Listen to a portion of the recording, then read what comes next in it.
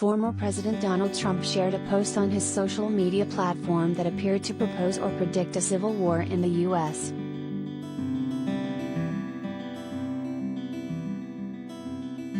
A Truth Social user suggested civil war in response to a March 19 tweet from El Salvador's president, Nayib Bukele, which was screen-grabbed and posted to Truth Social by former Fox Nation host Lara Logan. Trump retruthed the comment about civil war.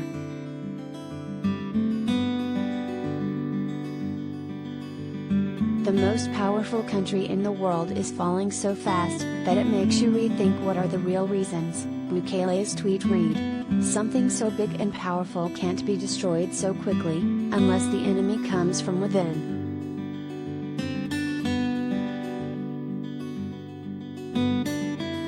Bukele, whose extensive Twitter use and hardline immigration policies have led some to designate him a mini-Trump, has had a tense relationship with the Biden administration. Officials have expressed serious concerns about his commitment to democracy.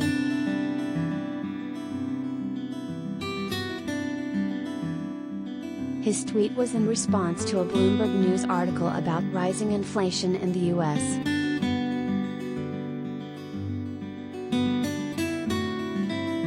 Attorney George Conway, one of Trump's most prominent conservative critics, flagged the exchange on Twitter.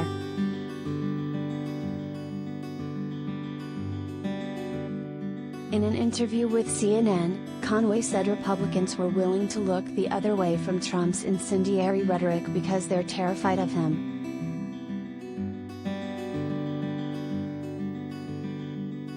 But they're also terrified of a Republican base that's become increasingly radicalized, he continued.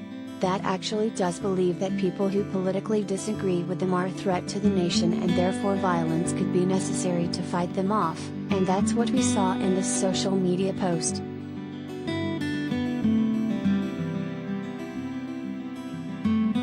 The suggestion is that somehow we are headed towards civil war or there should be civil war, or something to that effect, and for a former president of the United States and leading convention for the 2024 Republican nomination to even be talking about that and suggesting that is absolutely appalling.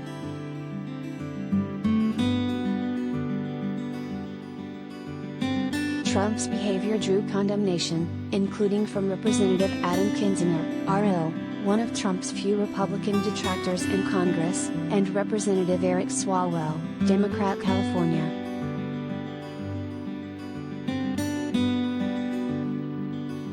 Any of my fellow Republicans want to speak out now? Kinzinger tweeted. Or are we just wanting to get through just one more election first?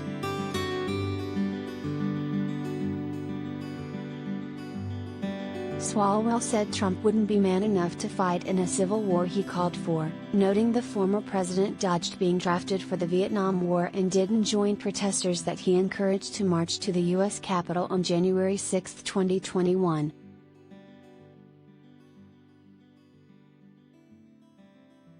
Some of those protesters went on to ransack the building in an effort to stop Congress' certification of the 2020 election, which Trump repeatedly and falsely told supporters was rigged and stolen from him.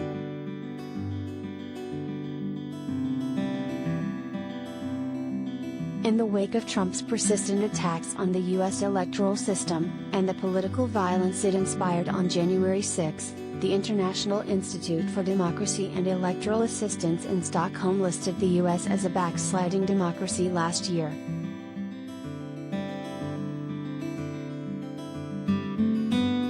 A member of a key CIA advisory panel, political science expert Barbara Walter, warned in a book last year that no one wants to believe that their beloved democracy is in decline, or headed toward war, but the U.S. has entered very dangerous territory.